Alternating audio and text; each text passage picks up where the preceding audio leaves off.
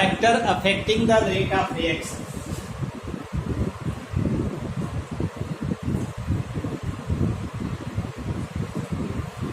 Affecting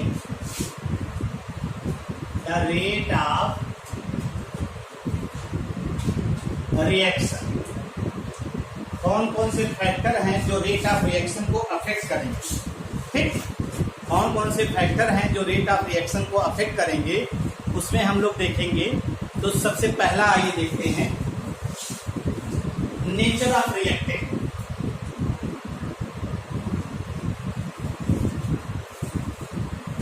nature of reactant,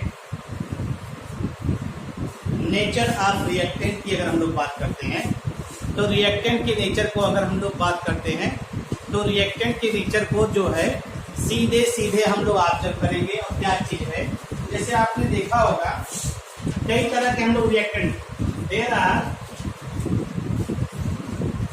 following types of reactant, following types of reactant, there are following types of reactant. यहाँ पे ये following types of reactant होते हैं। जैसे एक होता है आयनिक, आयनिक reactant, sorry ionic reactant.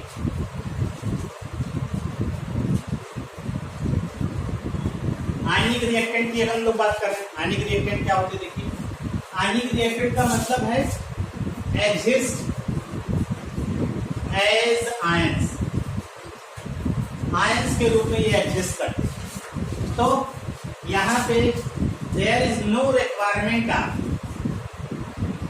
No requirement of breaking of bond, breaking of bond. यहाँ पे किसी बॉन्ड को तोड़ने के लिए आपको एनर्जी की जरूरत नहीं पड़ती। तो इसलिए जितने भी आयनिक रिएक्टेंट होंगे, आयनिक रिएक्टेंट जो होंगे वो कैसी रिएक्शन शो करेंगे? फास्ट रिएक्शन शो करेंगे। उनका रेट क्या होगा? हाई होगा। रेट का मतलब क्या हुआ कि रिएक्टेंट प्रोडक्ट में जो कन्वर्ट, बात समझिए। हमने कहा कुछ हम फैक्टर के बारे में पढ़ रहे हैं, factor affecting the rate of reaction, और उसमें सबसे पहला है नेचर ऑफ रिएक्टेंट। कुछ टाइप के रिएक्टेंट हम लोग ऑब्जर्व करेंगे और उसमें पहला है आयनिक रिएक्टेंट। आयनिक रिएक्टेंट किस फॉर्म में एग्जिस्ट करता है? एज ए आयंस एग्जिस्ट करता है। और यहाँ पे आयंस के रूप में जैसे देखिए Na+ NaCl है ना, ये किस रूप में एग्जिस्ट करेगा? Na+ और Cl- के रूप में एग्जिस्ट करेगा। तो यहाँ पे बॉन्ड तोड़ने की जरूरत नहीं पड़ेगी। There is no requirement of bond breaking. तो ऐसे आयनिक रिएक्टेंट जो होंगे वो किस तरह का रिएक्शन शो करेंगे? फास्ट रिएक्शन शो करेंगे, और उनका रेट ऑटोमेटिक क्या होगा? हाई। ठीक, और बहुत तेजी से। रेट का मतलब यहाँ क्या है? किस स्पीड से रिएक्टेंट प्रोडक्ट में कन्वर्ट हो रहे, यानी speed of reactant to convert into the product. ठीक, तो ये आयनिक रिएक्टेंट हो गए। ठीक है, कोवैलेंट कंपाउंड की बात करते हैं। Covalent compound, covalent compound exist करते हैं मॉलिक्यूलर फॉर्म में, एग्जिस्ट एज मॉलिक्यूल के रूप में एग्जिस्ट करते हैं, मॉलिक्यूल के रूप में। अब मॉलिक्यूल तो रिएक्शन में पार्टिसिपेट करेगा नहीं, मॉलिक्यूल पहले टूटेगा इसमें आइटम्स में, आइटम्स में टूटेगा तो ऑटोमेटिक है क्या? Requirement of bond breaking, requirement of bond breaking.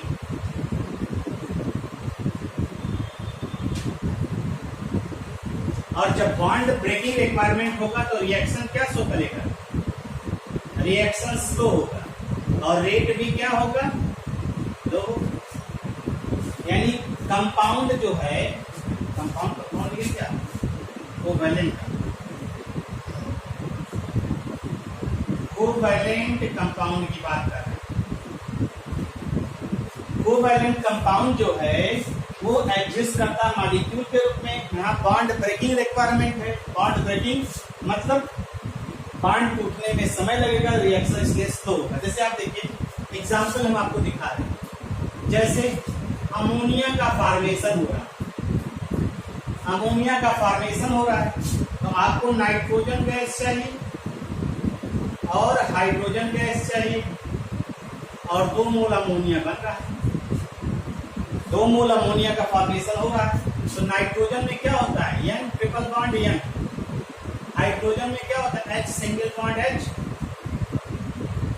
ये हो रहा है। तो ये बॉन्ड तोड़ने में इस बॉन्ड, ट्रिपल बॉन्ड है ना, ट्रिपल बॉन्ड है, ट्रिपल बॉन्ड है, तो ट्रिपल बॉन्ड की बॉन्ड एनर्जी बहुत ज्यादा होती है, बॉन्ड एनर्जी बहुत ज्यादा होती है। इसको तोड़ने में रिक्वायर्ड लार्ज एनर्जी, ठीक, इसको तोड़ने में बहुत ज्यादा एनर्जी की जरूरत पड़ती है। यानी यहाँ बॉन्ड टूटेगा तो नाइट्रोजन N2 से N में कन्वर्ट होगा। देखिए N फॉर्म में यहाँ आया, N2 फॉर्म में नहीं रिएक्शन कर रहा है, ये N फॉर्म में आया। इसका मतलब यहाँ बॉन्ड टूटना है और यहाँ इसका बॉन्ड टूटना है। जब दोनों टूटेंगे तो NH3 बनेगा और मोल को आप बैलेंस करेंगे। तो इसलिए ऐसे रिएक्शन क्या होते हैं, इस रिएक्शन का रेट क्या होगा, रेट बहुत लो होगा, रेट इसका स्लो। ये सब चीजें तो बेसिक चीजें हैं, आप सुनते भी हैं ऐसे, ठीक है। तो ये तो आपको मालूम ही है कि किसी भी केमिकल रिएक्शन की अगर हम लोग बात करते हैं तो बॉन्ड ब्रेकिंग जो है, bond breaking and bond formation, bond breaking and bond formation both takes some time, time लेते हैं। बॉन्ड का बनना और बॉन्ड का टूटना दोनों में कुछ समय की जरूरत पड़ती है, और जब समय की जरूरत पड़ेगी तो रिएक्शन, रेट ऑफ रिएक्शन क्या होगा, हेंस रेट ऑफ रिएक्शन जो होगा वो लो, ये ध्यान दीजिए। इसलिए रेट ऑफ रिएक्शन हमेशा क्या होगा, लो होगा। ये सीधा सीधा आप ऑब्जर्व कर सकते हैं ना। अभी देखिए रिएक्टेंट में ही हम लोग दूसरा पार्ट ले सकते हैं, chemical nature, chemical nature of reactant.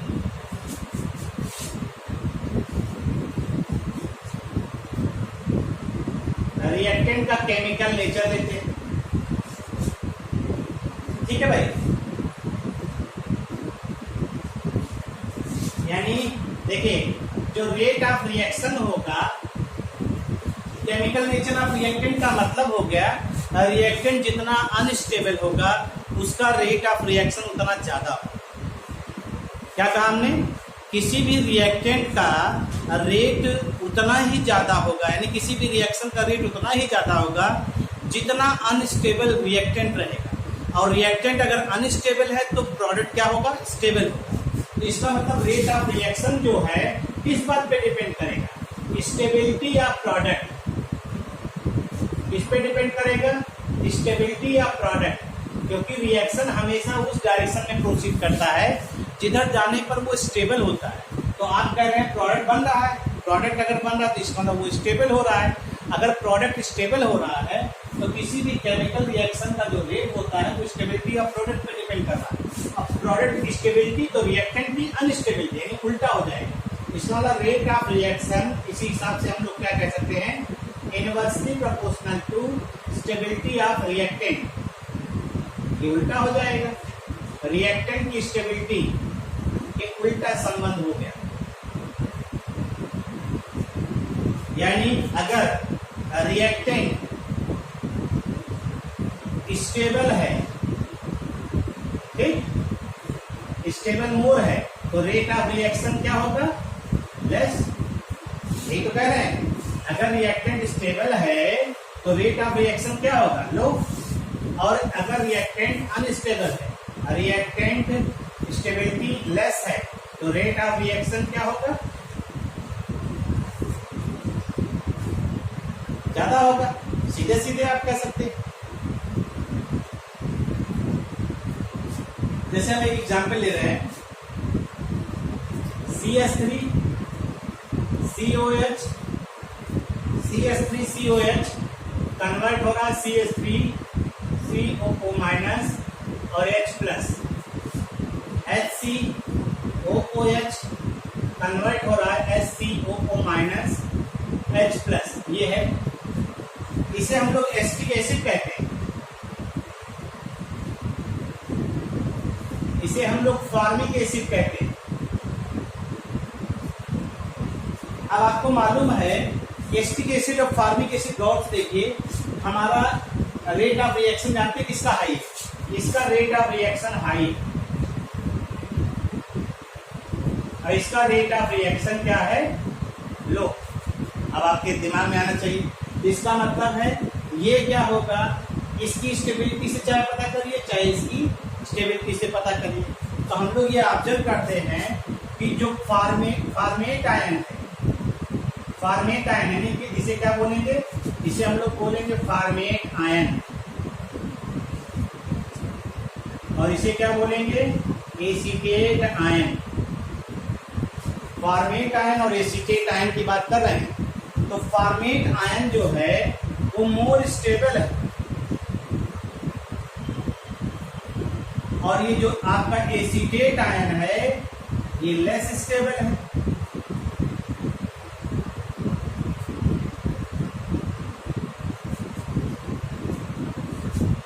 ठीक, अब आप देखिए कोई रिएक्शन किस डायरेक्शन में होती है, जिधर जाने पर वो स्टेबल हो जाए ना। तो यहाँ ये देखिए ABH प्लस आयन रिलीज कर रहा है, ABH प्लस आयन रिलीज कर रहा है, तो कौन स्टेबल हो रहा है? ये वाला ना, ये स्टेबल हो रहा है। ये HCO माइनस, अभी क्यों स्टेबल उसकी बात छोड़िए, ये स्टेबल हो रहा है। तो ये क्या है? प्रोडक्ट। तो प्रोडक्ट की स्टेबिलिटी रेट ऑफ रिएक्शन ज्यादा, तो इसका मतलब इसकी स्टेबिलिटी ज्यादा है, इसका रेट ऑफ रिएक्शन ज्यादा हो गया। इसकी स्टेबिलिटी कम है तो रेट ऑफ रिएक्शन क्या हो गया? कम हो गया। तो अब आपका ये ऑर्गेनिक का टर्म, ऑर्गेनिक में एक टर्म पढ़ा है plus I effect. Plus I effect तो जानते हैं, ये देखिए ये है HC double bond O minus, और ये होता है CH3C double bond O minus. ये तो ये क्या शो करता है? ये प्लस आई इफेक्ट शो करता है, plus I effect. Plus I effect जो होता है वो निगेटिव आयन की स्टेबिलिटी को क्या करता है? घटाता है। और यहाँ पे क्या है? Absence of plus I effect. तो ये वाला फॉर्मेट आयन जो होगा वो स्टेबल होगा,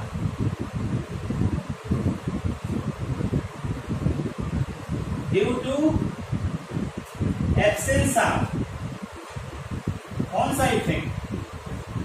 प्लस आई। ये सब ऑर्गेनिक में पढ़ेंगे, अभी ऑर्गेनिक जब हम लोग कार्बोक्सिलिक एसिड पढ़ेंगे तो वहां पे डिटेल में बताएंगे आपको। तो देखिए CH3 ग्रुप क्या करता है? इलेक्ट्रॉन डोनेटिंग ग्रुप होता है, और आप जानते हैं किसी भी आयन की स्टेबिलिटी जो है वो इस बात पे होती है कि उसका चार्ज कितना डिस्पर्स हो सकता है। तो जब CH3 इसको इलेक्ट्रॉन देगा तो ये इलेक्ट्रॉन कहाँ पहुंचेगा? इलेक्ट्रॉन यहाँ पहुंचेगा। तो यहाँ निगेटिव चार्ज बढ़ गया, यहाँ निगेटिव चार्ज क्या हो रहा है? बढ़ जा रहा है। तो बहुत डिटेल में अभी इधर चर्चा करने से कोई मतलब नहीं है, हम लोग सिर्फ इतना जान लें कि यहाँ प्लस आई इफेक्ट है, इसकी स्टेबिलिटी कम होगी, यहाँ प्लस आई इफेक्ट एब्सेंट है, इसकी स्टेबिलिटी ज्यादा होगी। बस इतने समझिए, बाकी की चर्चा हम लोग ऑर्गेनिक जब पढ़ा जाएगा तो वहां डिटेल में किया जाएगा। रिएक्टेंट का ही नेचर है अभी, physical state of reactant.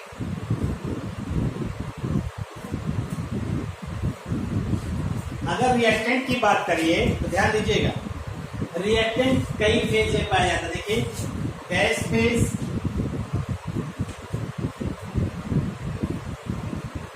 Liquid phase,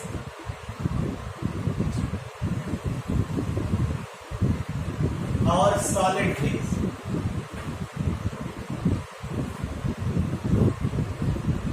तो आपको मालूम है गैस के मॉलिक्यूल के बीच में इंटरमॉलिक्यूलर फोर्स बहुत कम होता है, तो गैस के मॉलिक्यूल के बीच में कोलिजन भी ढेर सारा होगा, और जब गैस के मॉलिक्यूल में कोलिजन भी ढेर सारा होगा तो प्रोडक्ट बनने की संभावना ज्यादा होगी। सीधे सीधे हम लोग कहते हैं कि अगर कोलिजन की बात करिए तो सॉलिड में दो सॉलिड के पीस हैं, देखिए ध्यान से, दो सॉलिड के पीस हैं, इनके बीच में कोलिजन नहीं होगा, प्रोडक्ट बनने की संभावना नहीं। लिक्विड है, लिक्विड मिक्स हो रहे हैं, गैस है, गैस में कोलिजन होने की संभावना ज्यादा हो। तो हम लोग कहते हैं कि अगर हम रिएक्टेंट अगर इन गैस फेज में है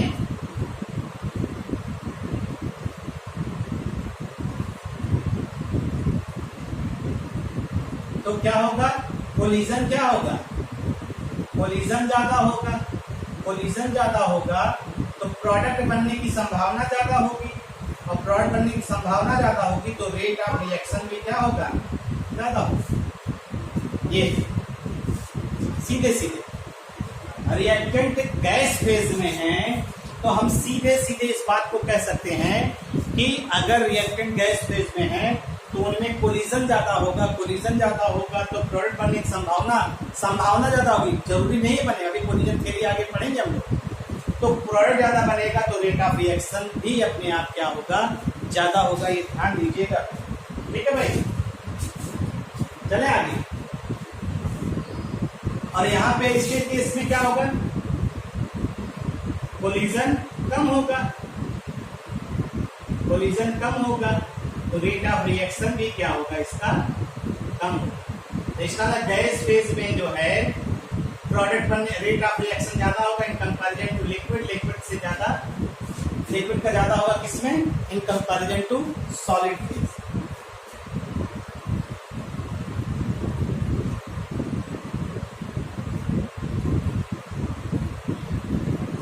अगर इसी को हम लोग ध्यान दें और इसी को समझाने का प्रयास करें, देखिए इसका मतलब है अगर दो गैस आपस में रिएक्शन कर रहे हैं तो प्रोडक्ट बनने की संभावना क्या होगी, ज्यादा। दो सॉलिड अगर रिएक्शन कर रहे हैं तो प्रोडक्ट बनने की संभावना क्या होगी, कम। तो इसका मतलब है हम लोग ये कह सकते हैं होमोजीनियस नेचर अगर रिएक्टेंट का है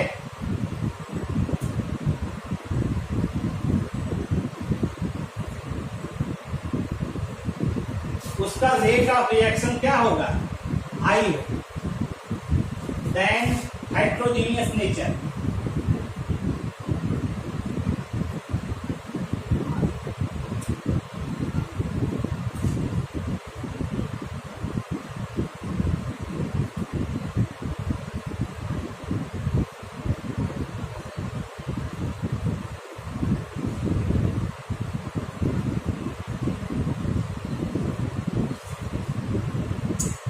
रिएक्टेंट का होमोजीनियस नेचर, फिर समझ लीजिए हमने क्या कहा, हमने सिर्फ और सिर्फ यही कहा है आपसे। क्या कहा है, हमने आपसे ये कहा कि रेट ऑफ रिएक्शन जो होता है वो rate of reaction gas phase का ज्यादा होता है। क्यों, कि गैस के मॉलिक्यूल के बीच में इंटरमॉलिक्यूलर फोर्स ऑफ अट्रैक्शन तो लगेगा नहीं, और जब इंटरमॉलिक्यूलर फोर्स ऑफ अट्रैक्शन लगेगा नहीं तो गैस के मॉलिक्यूल आपस में कोलिजन ज्यादा करेंगे, और जब ज्यादा कोलिजन करेंगे तो प्रोडक्ट बनने की संभावना ज्यादा होगी, और प्रोडक्ट ज्यादा बनेगा तो रेट ऑफ रिएक्शन ज्यादा होगा। अगर हम इसी चीज को ध्यान दें, सॉलिड में कोलिजन होने की संभावना कम, सॉलिड है तो ये तो नहीं कर, सॉलिड का मतलब ये दोनों सॉलिड है, लेकिन ये तो नहीं हो रहा कि आप भाई इनकी पोजीशन क्या होगी, रिजिड है ना, डेफिनेट पोजीशन होगी ना, ऐसा तो नहीं कि घूमते फिरते रहेंगे। इनकी पोजीशन फिक्स हो गई, सॉलिड में पार्टिकल की पोजीशन फिक्स हो गई, और जब सॉलिड में पार्टिकल की पोजीशन फिक्स हो गई तो इनमें कोलिजन होने की संभावना कम होगी, और जब कोलिजन कम होगा तो रेट ऑफ रिएक्शन भी क्या होगा, कम होगा। ये सीधा सीधा है, ठीक है भाई। हमने क्या कहा, इसका मतलब है अगर होमोजीनियस नेचर रिएक्टेंट का है, और भी गैस फेज की बात कर रहे हैं, होमोजीनियस नेचर ऑफ रिएक्टेंट है तो उसका रेट ऑफ रिएक्शन ज्यादा होगा हेट्रोजीनियस नेचर ऑफ रिएक्टेंट, ध्यान रखिएगा।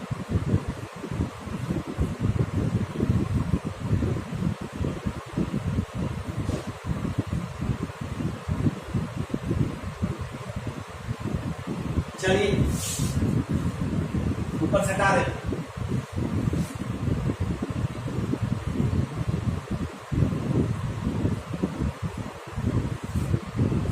अब इसके बाद आइए दूसरा फैक्टर, सरफेस एरिया।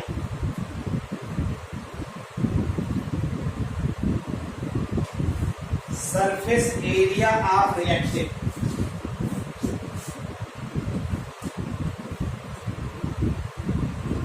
रिएक्शंस के लिए जो है, रिएक्शन के लिए क्या प्रोवाइड करता है? सरफेस। तो सरफेस एरिया ऑफ रिएक्टेंट। और ये किसके लिए होता है? एरिया कौन प्रोवाइड करता है? सॉलिड सरफेस, यानी फॉर सॉलिड, किसके लिए है? For solid reactant, solid reactant के लिए, तो सॉलिड फॉर्म में, क्योंकि आपने तमाम पढ़ा है, तमाम कैटालिटिक रिएक्शन पढ़ा है।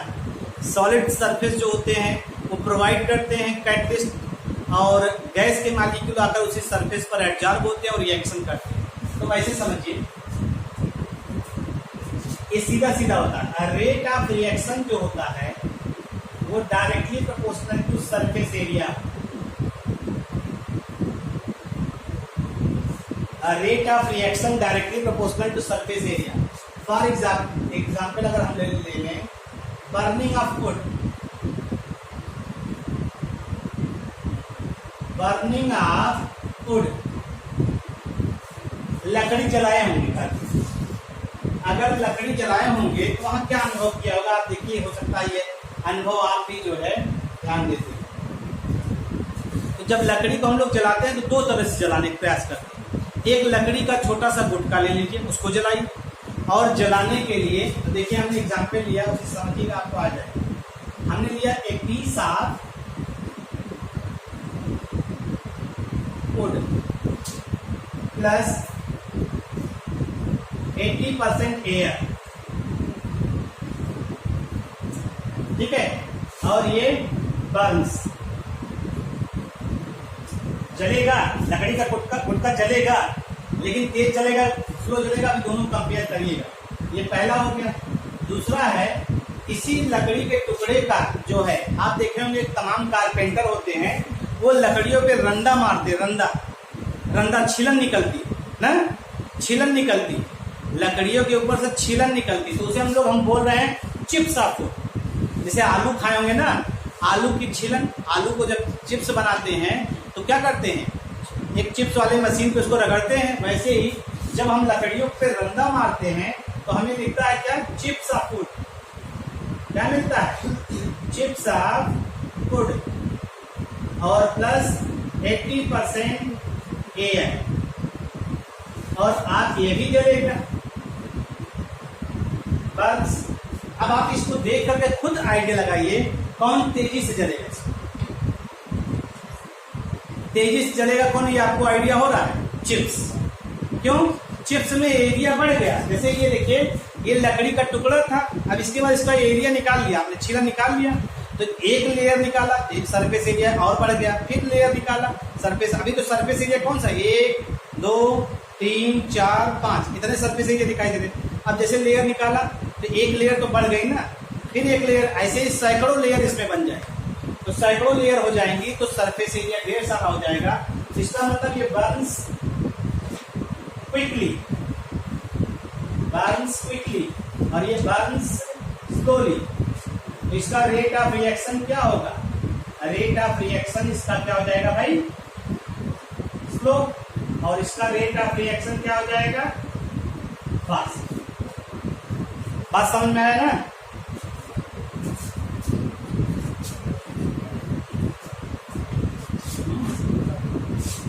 लकड़ी वाला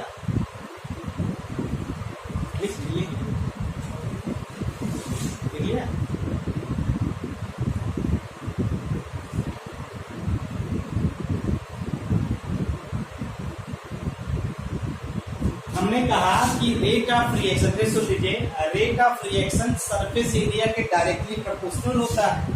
अगर इस चीज को ध्यान दीजिए आप, तो यहाँ पे हमने एक एग्जाम्पल लिया, burning of wood, burning of would, और पीस ऑफ वुड ले लीजिए, और प्लस 80% एयर ले लीजिए। आपने लकड़ी के एक टुकड़े को जलाया तो ये धीरे धीरे जलेगा, लेकिन उसी लकड़ी के टुकड़े को आप चिप्स फॉर्म में कन्वर्ट कर दीजिए, चिप्स फॉर्म में कन्वर्ट कर दीजिए, तो chips of wood plus 80% air हो जाए। और अगर आप इसको देखिए तो ये बर्न्स क्विकली। क्यों जलेगा? क्योंकि छीलन जो निकलेगी भाई, जैसे आप एक आलू लेते हैं और आलू के चिप्स बना लेते हैं तो उसका वॉल्यूम बढ़ जाता है ना, वॉल्यूम बढ़ जाएगा नहीं सर, एरिया बढ़ गया। एरिया बढ़ने की वजह से आपका सरफेस एरिया बढ़ने की वजह से वो ऑक्सीजन के मॉलिक्यूल के कांटेक्ट में ज्यादा आएगा और उसमें बर्निंग क्या हो जाएगा, क्विक। और जब बर्न क्विकली तो रेट ऑफ रिएक्शन उसका क्या होगा, ऑटोमेटिक ज्यादा होगा।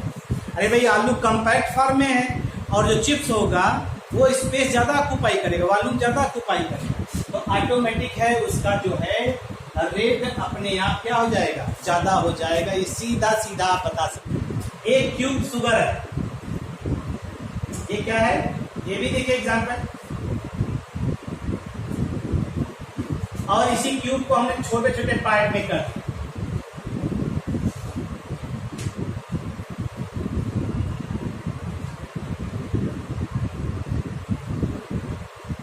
अब आप ये बताइए कि इसका सरफेस एरिया ज्यादा होगा।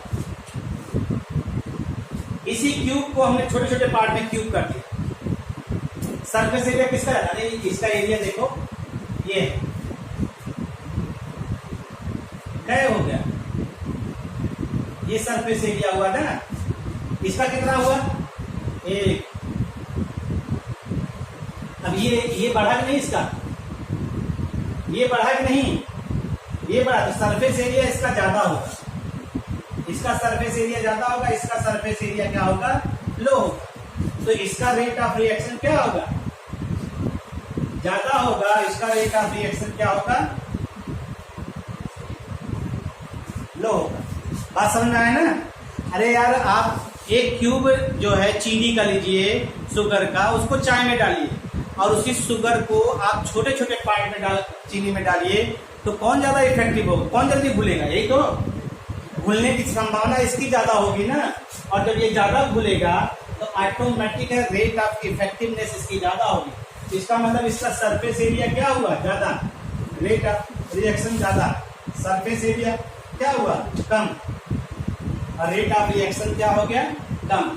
तो यहाँ पे यही चीज है, rate of reaction directly proportional to surface area. हाँ समझ में आया ना भाई, समझ में आ गया, बहुत अच्छी बात है।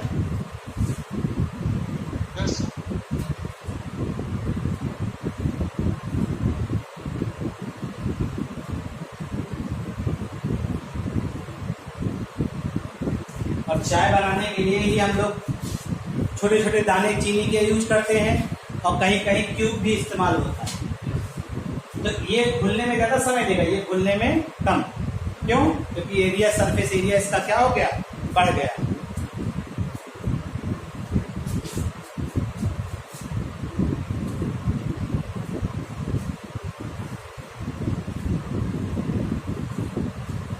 हो गया हो? चले भैया, ये आइडिया तो हो रहा ना, इसमें कुछ है नहीं, एक बार आप पढ़ेंगे आइडिया हो जाएगा।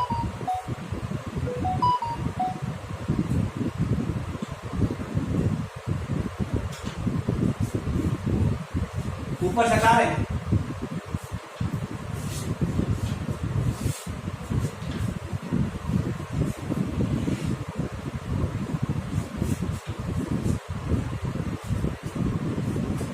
नेक्स्ट है इंटेंसिटी ऑफ लाइट।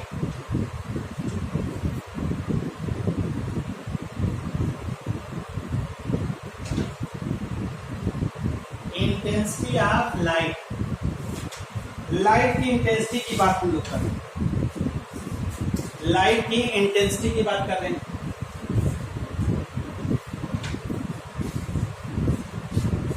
आपको मालूम है कुछ रिएक्शन होते हैं, सब reactions are photo sensitive, photo sensitive होते हैं। कुछ केमिकल रिएक्शन जो होते हैं वो फोटो सेंसिटिव होते हैं, और ऐसे रिएक्शन को हम लोग कहते हैं फोटोकेमिकल रिएक्शन।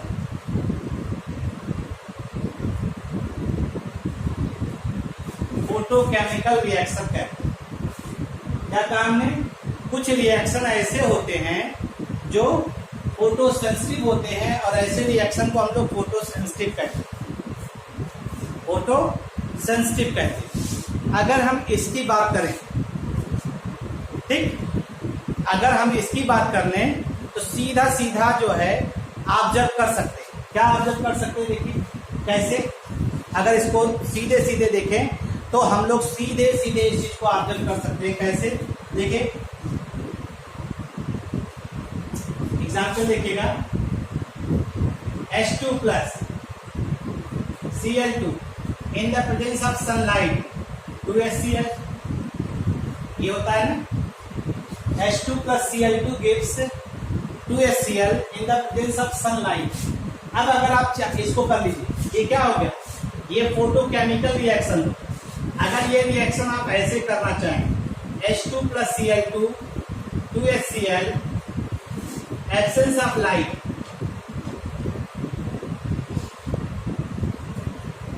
तो ये रिएक्शन नहीं होगा, ये रिएक्शन यहाँ पे संभव नहीं होगा। ठीक है, क्योंकि ये लाइट की प्रेजेंस में ही रिएक्शन, फोटोसेंसिटिव रिएक्शन, ये रिएक्शन लाइट की प्रेजेंस में होगा। तो इसका मतलब है लाइट की जो इंटेंसिटी है, लाइट जब गिर रही है, जैसे हम लोग के ऊपर लाइट गिर रही है ना, इस लाइट की अपनी इंटेंसिटी होगी और इसकी इंटेंसिटी इस बात पे डिपेंड करेगा, इसमें जो नंबर ऑफ फोटॉन, इंटेंसिटी मतलब तीव्रता, ब्राइटनेस की बात है, जो इंटेंसिटी ऑफ लाइट है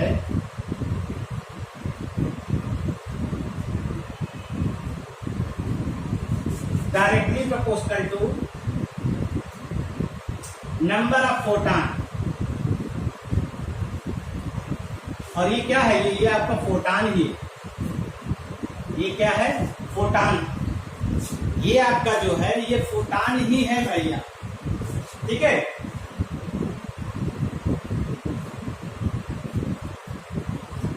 और नंबर ऑफ फोटॉन, फोटॉन जितना ज्यादा होगा मॉलिक्यूल उतने ज्यादा प्रोडक्ट में कन्वर्ट होंगे, तो रेट ऑफ रिएक्शन भी उतना ही ज्यादा।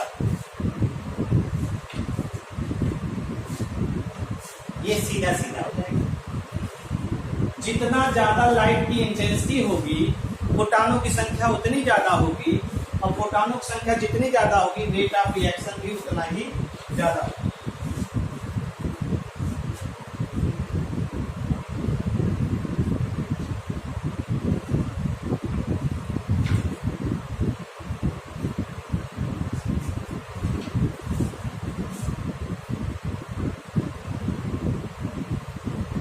Next, temperature. ये आगे भी हम लोग पढ़ेंगे इस चैप्टर में, ये इंपॉर्टेंट पॉइंट है भाई। हाँ, जैसे H2 प्लस Cl2 है, सनलाइट की प्रेजेंस में रिएक्शन हो रहा है, ये 2HCl में कन्वर्ट हो रहा है। अगर यही रिएक्शन आप लाइट की एब्सेंस में कराए तो ये रिएक्शन नहीं है। क्यों? क्योंकि ये एनर्जी इस हाइड्रोजन को इनिशिएट करता है, एक्टिवेट करता है, इसका डिसोसिएशन करता है। फोटोकेमिकल रिएक्शन, जिसे जो रिएक्शन लाइट के द्वारा सेंसिटिव होंगे, फोटो सेंसिटिव होंगे, उसे फोटोकेमिकल रिएक्शन कहेंगे। तो फोटो सेंसिटिव रिएक्शन है, तो absence of photochemical, photo light की एब्सेंस में ये रिएक्शन होने की संभावना खत्म। तो ये नहीं होगा। तो इसका इंटेंसिटी ऑफ लाइट, जो लाइट की इंटेंसिटी है, वो किस बात पे डिपेंड करना? नंबर ऑफ फोटॉन, यानी फोटॉन का मतलब क्या हुआ? hν। तो यहाँ nhν, जितना ज्यादा n की संख्या होगी उतनी ज्यादा इंटेंसिटी होगी, जितना ज्यादा n की वैल्यू होगी उतना ही ज्यादा रेट ऑफ रिएक्शन, उतने ज्यादा रिएक्टेंट को एक्टिवेट करेगा, और जितना ज्यादा रिएक्टेंट एक्टिवेट होंगे उतने ज्यादा प्रोडक्ट बनने की संभावना होगी।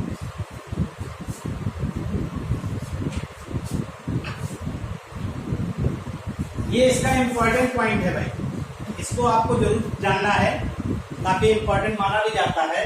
और ऐसे भी कहा जाता है कि rate of reaction directly proportional to temperature.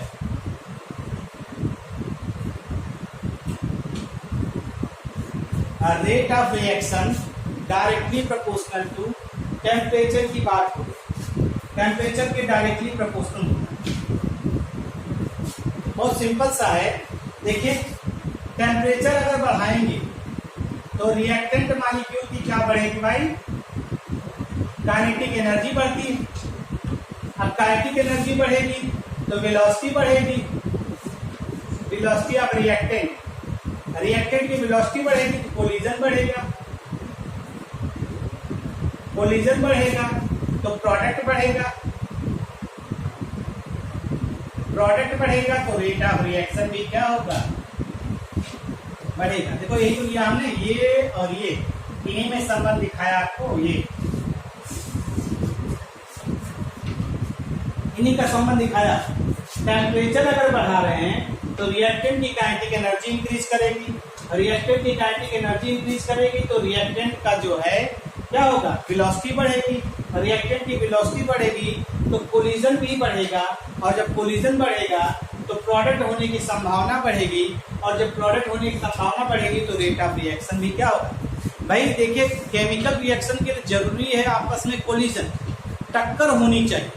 अगर टक्कर होगी तभी प्रोडक्ट बनेगा, अन्यथा प्रोडक्ट बनने की संभावना नहीं हो। तो यहाँ पे जब टेम्परेचर बढ़ाएंगे तो रिएक्टेंट मॉलिक्यूल तेजी से घूमना शुरू करेंगे, और जब रिएक्टेंट मॉलिक्यूल तेजी से घूमना शुरू करेंगे तो प्रोडक्ट बनने की संभावना ऑटोमेटिक क्या हो जाएगी, बढ़ जाएगी। और जब प्रोडक्ट ज़्यादा बनेगा तो रेट ऑफ रिएक्शन ऑटोमेटिक हम क्या कहेंगे, ज़्यादा होगा। ये सीधा सीधा एक टर्म पढ़ा जाएगा, टेम्परेचर कोफिशिएंट। इसको इसलिए यहाँ चर्चा कर दे रहे हैं क्योंकि ये याद रखना चाहिए आपको। इसकी चर्चा हम लोग आगे करेंगे। टेम्परेचर कोफिशिएंट के बारे में पढ़ा जाएगा। कहा जाता है, 1 नंबर की डेफिनेशन भी पूछा जाता है। क्या कहा जाता है, for every 10 degree rise in temperature rate of reaction increases 2 or 3 times, 2 or 3 times। Rate of reaction 2 या 3 गुना बढ़ जाता है। ठीक, इसको हम लोग एक्सप्लेन करेंगे कब, जब हम लोग effect of temperature and reaction rate collision theory पढ़ने के बाद ये चीज आएगी। लेकिन इसको अभी आप ध्यान रखिए करनी चाहिए। For every 10 degree rise in temperature rate of reaction increases 2 or 3 times. इसी को हम लोग क्या कहलाते हैं, कॉल्ड टेम्परेचर कोफिशिएंट। इसी को टेम्परेचर कोफिशिएंट कहते हैं। इसी को हम लोग क्या बोल रहे हैं, टेम्परेचर कोफिशिएंट।